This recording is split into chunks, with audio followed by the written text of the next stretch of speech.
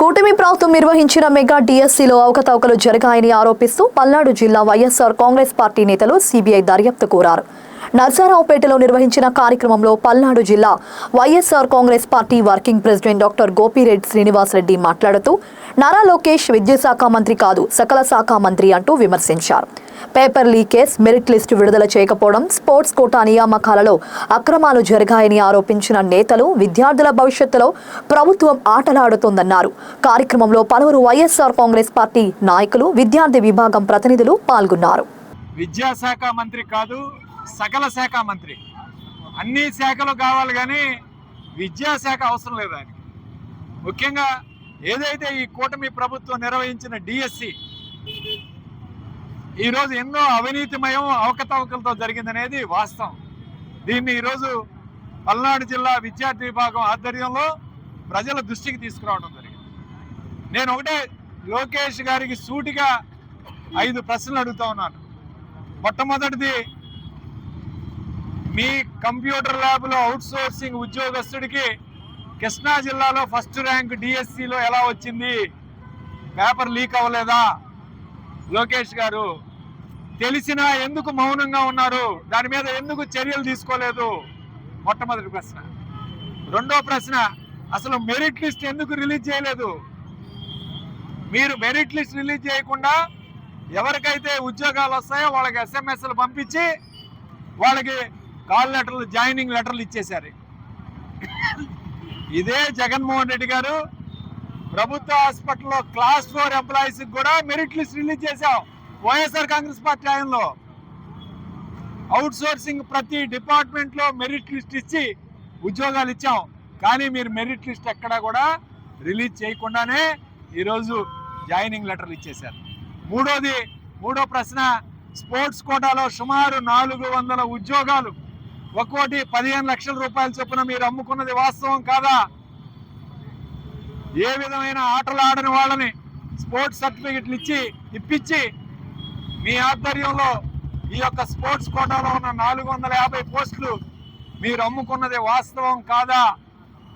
Court ఇవాళ merit list ఇవ్వమన్నా ఇంతవరకు ఎందుకు కోర్టుకి స్పందించడం లేదు ఈ ప్రభుత్వం అని చెప్పి ఈరోజు అడుగుతా ఉన్నాం. అట్లానే 5వ క్వశ్చన్, సిబిఐ ఎంక్వైరీకి అడుగుతున్నాం. ఎందుకు మీరు వెనకంజ వేస్తున్నారు? ఈరోజు సిబిఐ ఎంక్వైరీ కావాలి దీని మీద అని ఈరోజు మేము ప్రశ్నిస్తున్నాం. లోకేష్ గారు, మీరు విద్యాశాఖ మంత్రి తీసుకున్న తర్వాత విద్యాశాఖను పూర్తిగా బస్టు పట్టించే కార్యక్రమం చేశారు. నేను ఒకటే చెప్తాను, నాడు నేడు కింద జగన్మోహన్ రెడ్డి గారు పనులు ప్రారంభించిన స్కూల్స్లో ఇప్పటి వరకు నాడు నేడు మీరు పూర్తి చేశారా? ఉదాహరణకి మున్సిపల్ హై స్కూల్ నర్సరావుపేట, ఇందులో దాదాపు 2000 మంది విద్యార్థులు చదువుతున్నారు. ఈరోజు పనులు ప్రారంభించి 2 సంవత్సరాలు మీ ప్రభుత్వం వచ్చిన తర్వాత కూడా ఇంతవరకు ఎందుకు ఈ పనులు పూర్తి చేయలేదు? ఎందుకు ఈరోజు క్లాస్ రూములు రెడీ కాలేదు? మీ చేతగానితనం కాదా అని ఈరోజు అడుగుతున్నాను. అట్లానే ఇంజనీరింగ్ కాలేజీలకి ఎందుకు ఫీజు రియంబర్స్మెంట్ ఇంతవరకు చెల్లించలేదు? విద్యార్థులు ఇవాళ ఇబ్బంది పట్టలేదా?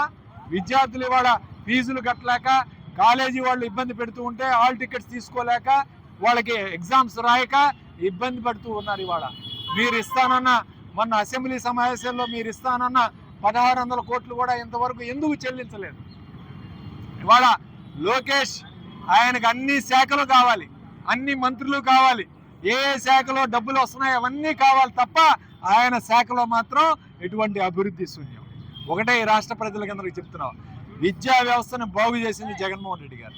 నాడు నేడు కానీ, ఇంగ్లీష్ మీడియం కానీ, ఈరోజు మరి తల్లికి వందనం కానీ ఇవన్నీ తీసుకొచ్చి ఈరోజు విద్యా వ్యవస్థను బాగు చేసింది జగన్మోహన్ రెడ్డి గారు. జగన్మోహన్ రెడ్డి గారు బాగు చేయడం వల్లనే ఈరోజు 10th క్లాస్లో ప్రభుత్వ స్కూల్లో ఇంతమంది విద్యార్థులకి 500 దాటాయి. మీ గొప్పతనం కాదు, ఒకటే గుర్తుపెట్టుకున్నాం. స్థానిక ఎమ్మెల్యేలు కానీ మీరేదో ఊరేగింపు చేస్తే మీ గొప్పతనం కాదు, అది జగన్మోహన్ రెడ్డి గారి గొప్పతనం. దానివల్లనే ఈరోజు విద్యార్థులకి 500 దాటి మార్కులు ఈరోజు వచ్చాయంటే దానికి కారణం జగన్మోహన్ రెడ్డి గారు. అది గుర్తుపెట్టుకోవాలి. ఈరోజు సామాన్యుడు కూడా తెలుసు, ఈ ప్రభుత్వం పూర్తిగా విఫలమైన ప్రభుత్వం. ఈ ప్రభుత్వం మహానాడు చూసాం, అట్టర్ ఫ్లాప్ అయింది మహానాడు. ఒక్కొక్క వేదికల్లో 11 మంది, 15 మంది, 20 మంది ఉన్నారు తప్ప ఎక్కడా కూడా మహానాడుకి ప్రజలు లేరు అనేది వాస్తవం. ఖచ్చితంగా మహానాడే తెలియజేస్తుంది ఈ ప్రభుత్వం, ఈ పార్టీ ఘోరంగా విఫలమైంది. ఖచ్చితంగా జగన్మోహన్ రెడ్డి గారు మళ్ళీ ముఖ్యమంత్రి అవడం ఖాయమని తెలియజేస్తూ సెలవు తీసుకుంటాం.